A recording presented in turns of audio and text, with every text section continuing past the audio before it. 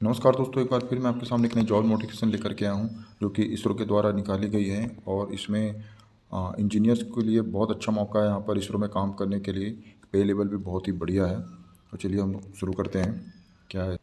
The civil engineer programme office CEPO at ISRO headquarters, Bengaluru, and construction and maintenance division located at various ISRO sector units are responsible for planning, design, construction, and maintenance of all ground-based structures, buildings, and associated facilities to cater to the Indian space program। तो basically दोस्तों यहाँ पर ये planning, designing, construction और structure के लिए higher कर रहे हैं। तो बात कर लेते हैं किस किस पोस्ट के लिए क्या क्या है। बी जो किए हुए हैं उनके लिए है SC सिविल इंजीनियर्स के लिए।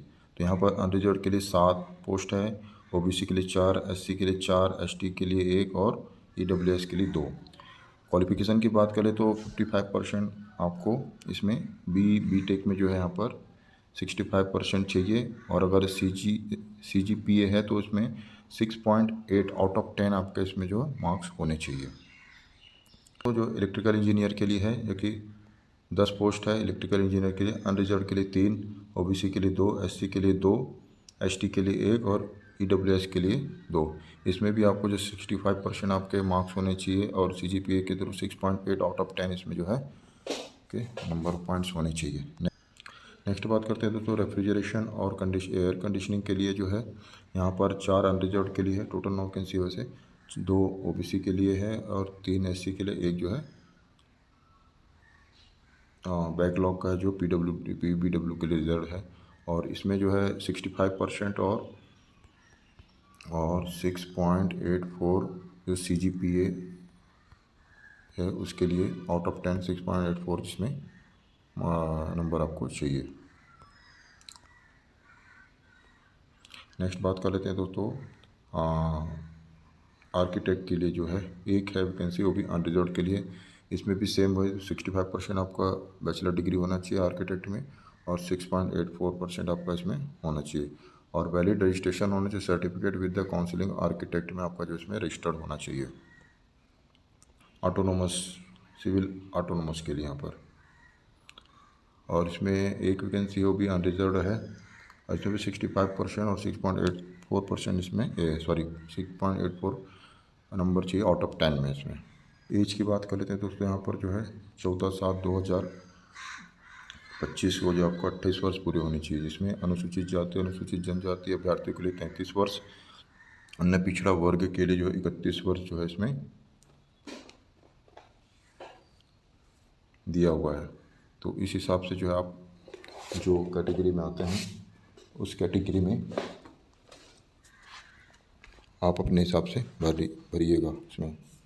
How to apply? कैंडिडेट में भी apply for multiple post subject to condition. However, candidate applying for multiple posts should select common written test.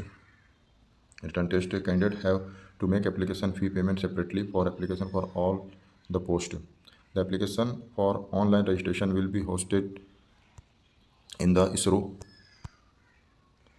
website between 24/6/2025 to 14/7/2025. Application will be received online.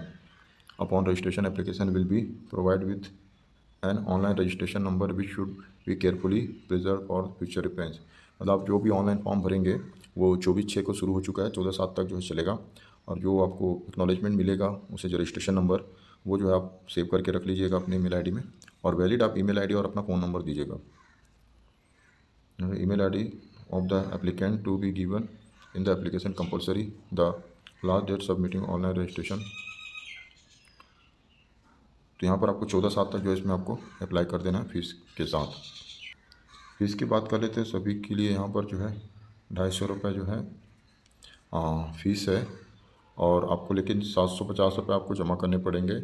और जो कि आप written test दिलाएंगे उसके बाद जो है ST SC OBC भूतपूर्व सैनिक और महिलाओं के लिए जो 700 100% रिफंड हो जाएगा। और जो अन्य जो जर्नल वाले हैं और OBC हैं उनको जो है 500 रुपये सिर्फ रिफंड होंगे। जिस प्रोसेस से आपने इसमें पेड किया उसी प्रोसेस से आपको जो ये रिफंड कर दिया जाएगा।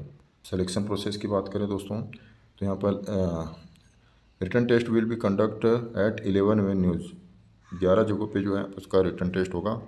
कहाँ कहाँ बताता हूँ, Ahmedabad, Bengaluru, Bhopal, Chennai, Guwahati, Hyderabad, Kolkata, Lucknow, Mumbai, new Delhi and Thiruvananthapuram. However ISRO reserve the right to cancel and change the return test. तो इसरो को रिजर्व है भाई कि वो कहीं भी आपको जो है चेंज कर सकता है या venue and reallot the candidate to any other test center. The call letter for return test will be sent only the registered email ID of candidate. तो जो कैंडिडेट है दोस्तों उनको जो है अपना वैलिड ईमेल आईडी देना ताकि आपको कॉल लेटर उसी में आएगा। अब पैटर्न ऑफ क्वेश्चन पेपर की बात कर लेते हैं यहाँ पर। तो यहाँ पर the single objective type of paper consist of 2 part, which part 1 and part B, duration 120 minute. और उसके बाद देखते हैं पार्ट 1 में क्या क्या है। Area discipline specific part consist 80 multiple choice question MCQ होंगे और एक मार्क का होगा एंड 1/3 इसका जो है निगेटिव मार्किंग होंगे इसमें। पार्ट बी में देखते हैं तो एप्टीट्यूड एबिलिटी टेस्ट होगा, consist maximum 15 MCQ question, total 20 marks के होंगे, नो निगेटिव मार्किंग इसमें। रिटर्न के बाद आपका होगा दोस्तों इंटरव्यू में जो है आपका एक पोस्ट के लिए 5 लोगों को बुलाया जाएगा। 1:5 का जो है इसमें रेशियो दिया हुआ है। अब इसमें अलॉटमेंट ऑफ मार्किंग के क्या क्या अलॉटमेंट होगा मैं बताता हूँ आपको। टेक्निकल एकेडमिक नॉलेज के लिए 40 नंबर होंगे आपके, ठीक है। जनरल अवेयरनेस और relevance to the area specialize technical के लिए 20 पॉइंट होंगे आपके। उसके बाद प्रेजेंटेशन एंड स्किल कम्युनिकेशन के 20 नंबर होंगे आपके, कॉम्प्रहेंसिव के 10 नंबर और एकेडमिक अचीवमेंट के जो है 10 नंबर होंगे आपके। टोटल 100 मार्क के होंगे आपके ये इंटरव्यू जो है। और उसके बाद जो है क्वालिफाइंग क्राइटेरिया के बता देता हूँ। अनरिजर्व और EWS के लिए पार्ट वन और पार्ट बी में जो है 50% मार्क्स आपको लाने हैं, ठीक है। साक्षात्कार के जो है 100 में से 50 अंक लाने हैं, टोटल 60% आपका जो है योग होना चाहिए। और ऐसे ही ST SC OBC और PWD के लिए जो है इसमें पार्ट 1 और पार्ट बी में 40% लाने हैं और इसमें क्या नाम है इंटरव्यू में भी आपको 40% लाने हैं, तो इसमें 50% मार्क जो है इसमें आपको चाहिए। उसके बाद क्या कह रहा है, weightage in parent generation for the generation of the final panel 50% weightage will be given the written test mark and the 50% weightage interview mark. मतलब 50% आपका मार्क जो है इंटरव्यू से लिया जाएगा और 50% जो है आपका रिटर्न से लिया जाएगा। एन अलाउंसेस की बात कर लेते हैं दोस्तों। तो यहाँ पर जो है आपका जो बेसिक पे जो स्टार्ट होगा 56,100 रुपये से आपका स्टार्ट होगा। इसमें आपका क्या जुड़ेगा, GDA, HRA और भी जो अलाउंसेस जुड़ते हैं वो सब मिला करके आपका लगभग 1 लाख के लगभग आपकी जो है सैलरी बन जाएगी इसमें। टर्म्स और कंडीशन की बात कर लेते हैं दोस्तों। भारत का नागरिक हो, ठीक है, और जो इसरो में तैनात किया जा सकता हो और उन्हें ट्रांसफ़र भी किया जा सकता है अलग अलग ब्रांचेस में। The number of vacancy indicate the provisional ISRO reserve the right.